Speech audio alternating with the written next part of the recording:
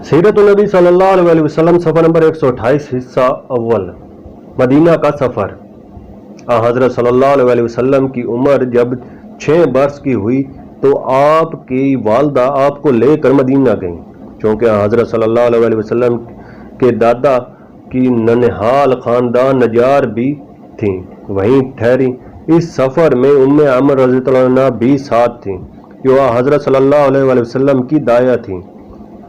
मौरिखीन ने लिखा है कि आपकी वालदा इस नन्हिहाली रिश्ते की वजह से मदीना गईं, लेकिन यह रिश्ता दूर का रिश्ता था। क़यास में नहीं आता कि सिर्फ इतने से तल्लुक से इतना बड़ा सफ़र किया जाए। मेरे नज़दीक बाल मौरिखीन ने यह बयान सही है कि हज़रत आमना रज़ियल्लाहु अन्हा अपने शोहर की कब्र की ज़ियारत के लिए गई थीं, जो मदीना में मदफन थे। बहरहाल 1 महीना तक मदीना में मुकीम रहीं। वापस आते हुए जब मकामुल अबवा में पहुंची तो उनका इंतकाल हो गया और यहीं मदफन हुई। उम्मे अमर रज़ियल्लाहु अन्हा हज़रत सल्लल्लाहु अलैहि वसल्लम को लेकर मक्के में आईं। रसूल अल्लाह सल्लल्लाहु अलैहि वसल्लम को क़याम मदीना की बहुत सी बातें याद रह गई थीं। जब आप क़याम मदीना के ज़माने में एक दफ़ा बनु अदी के मनाजिल पर गुजरे तो फरमाया, इसी मकाम में मेरी वालदा ठहरी थी, इसी मकान में मेरी वालदा ठहरी थी। यही वो तालाब है जिसमें मैंने तैरना सीखा था। इसी मैदान में मैं अनीसा एक लड़की के साथ खेला करता था। सुर्खी। अब्दुल मुत्तलिब की कफालत। वालदा मायदा के इंतकाल के बाद अब्दुल मुत्तलिब ने हज़रत सल्लल्लाहु अलैहि वसल्लम को अपने दामन तरबियत में लिया, हमेशा आपको अपने साथ रखते। अब्दुल मुत्तलिब ने 82 बरस की उम्र में वफात पाई और हजून में मदफन हुए। इस वक्त हज़रत सल्लल्लाहु अलैहि वसल्लम की उम्र 8 बरस थी। अब्दुल मुत्तलिब का जनाजा उठा तो हज़रत सल्लल्लाहु अलैहि वसल्लम भी साथ थे और फरीद मोहब्बत से रोते जाते थे। अब्दुल मुत्तलिब ने मरने के बाद अपने बेटे अबू तालिब को हज़रत सल्लल्लाहु अलैहि वसल्लम की तरबियत सपुर्द की। अबू तालिब ने इस फ़र्ज़ को जिस खूबी से अदा किया, इसकी तफसील आगे आती है। नंबर 1, एक गांव का नाम है जो याफा से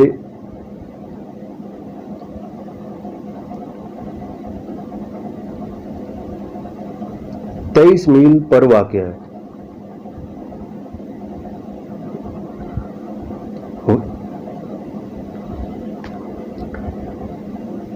जो हुजाफा से 23 मील पर वाक़ है। नंबर 2, तबकात इब्ने साद जिल्द अव्वल सफ़ा 173। नंबर 3, अब्दुल मुत्तलिब का हज़रत सल्लल्लाहु अलैहि वसल्लम को अजीज रखना एक मुस्लिम वाक़या है, लेकिन मार्गविलस साहब को दादा पोते पर मेहरबान होना भी गवारा नहीं।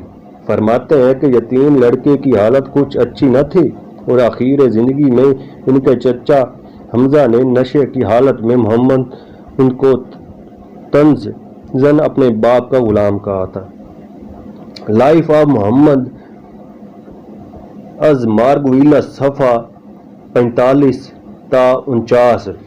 हज़रत हमजा रज़ियल्लाहु अन्हु के जिस कौल से इस्तदलाल किया है, मार्गविलस खुद तस्लीम करते हैं कि वो नशे की हालत थी। इसकी तफसील जैसा कि बुखारी ग़ज़वा बदर रो खमस में है कि बदर के माल गनीमत से हज़रत अली रज़ियल्लाहु अन्हु को 2 ऊँट मिले थे। उस वक्त तक शराब हराम नहीं हुई थी। हज़रत हमजा रज़ियल्लाहु अन्हु शराब में मखमूर उधर से गुजरे और ऊँट का पेट फाड़ कर दिल और जिगर का कबाब बनाया। हज़रत सल्लल्लाहु अलैहि वसल्लम को खबर हुई तो आप हज़रत हमजा रज़ियल्लाहु अन्हु के पास गए और इनको मलामत की। हज़रत हमजा रज़ियल्लाहु अन्हु सख्त मखमूर थे।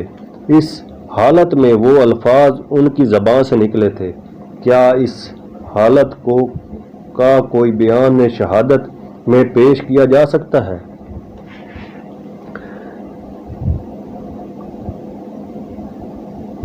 سیرت النبی صلی اللہ علیہ وآلہ وسلم صفحہ نمبر 129 حصہ اول۔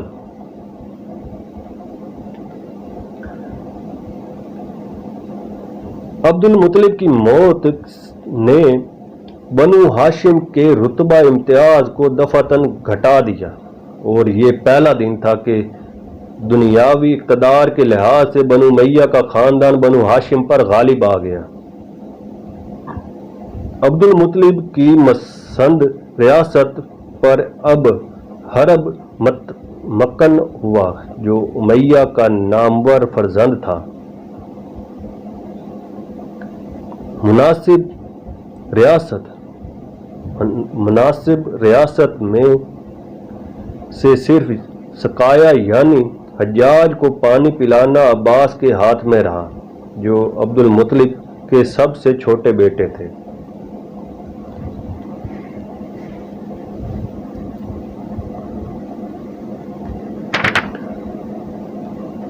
سرخی ابو طالب کی کفالت۔ عبد المطلب کے 10 بیٹے مختلف ازواج سے تھے۔ ان میں سے حضرت صلی اللہ علیہ وسلم کے والد عبداللہ اور ابو طالب ماں جائے بھائی تھے، اس لیے عبد المطلب نے حضرت صلی اللہ علیہ وسلم کو ابو طالب ہی کی آغوش تربیت میں دیا۔ ابو طالب حضرت صلی اللہ علیہ وسلم سے اس قدر محبت رکھتے تھے کہ آپ کے مقابلے میں اپنے بچوں کی پرواہ نہیں کرتے تھے۔ سوتے تو حضرت صلی اللہ علیہ وسلم کو ساتھ لے کر سوتے اور باہر جاتے تو ساتھ لے کر جاتے۔ غالباً جب آپ صلی اللہ علیہ وسلم کی عمر 10-12 برس کی ہوئی تو آپ نے بکریاں چرائیں۔ فرانس کے ایک نامور مورخ نے لکھا ہے کہ ابو طالب چونکہ محمد کو ذلیل رکھتے تھے، اس لیے ان سے بکریاں چرانے کا کام لیتے تھے۔ لیکن واقعہ یہ ہے کہ عرب میں بکریاں چرانا معیوب کام نہ تھا۔ بڑے بڑے شرفاء اور امراء کے بچے بکریاں چراتے تھے۔ خود قرآن مجید میں ہے وَلَكُمْ فِيهَا جَمَالٌ حِينَ تُرِيحُونَ وَحِينَ تَشْرَحُونَ، اور حقیقت یہ ہے کہ یہ عالم کی گلہ بانی کا دیبائچہ تھا۔ زمانہ رسالت میں آپ اس سادہ اور پر لطف مشغلے کا ذکر فرمایا کرتے تھے۔ ایک دفعہ آپ صلی اللہ علیہ وسلم صحابہ رضی اللہ تعالیٰ عنہ کے ساتھ جنگل میں تشریف لے گئے۔ صحابہ رضی اللہ تعالیٰ عنہ جڑ بیڑیاں تو توڑ کر کھانے لگے۔ آپ صلی اللہ علیہ وسلم نے فرمایا، جو خوب سیاہ ہو جاتے ہیں زیادہ مزے کے ہوتے ہیں۔ یہ میرا اس زمانے کا تجربہ ہے جب میں بچپن میں یہاں بکریاں چرایا کرتا تھا۔ نمبر 1 طبقات ابن سعد صفحہ 8 جلد اول۔ بخاری نے کتاب الجارتہ میں حضرت صلی اللہ علیہ وسلم کا قول نقل کیا ہے کہ میں قراریت پر مکہ والوں کی بکریاں چرایا کرتا تھا۔ قراریت کے معنی میں اختلاف ہے۔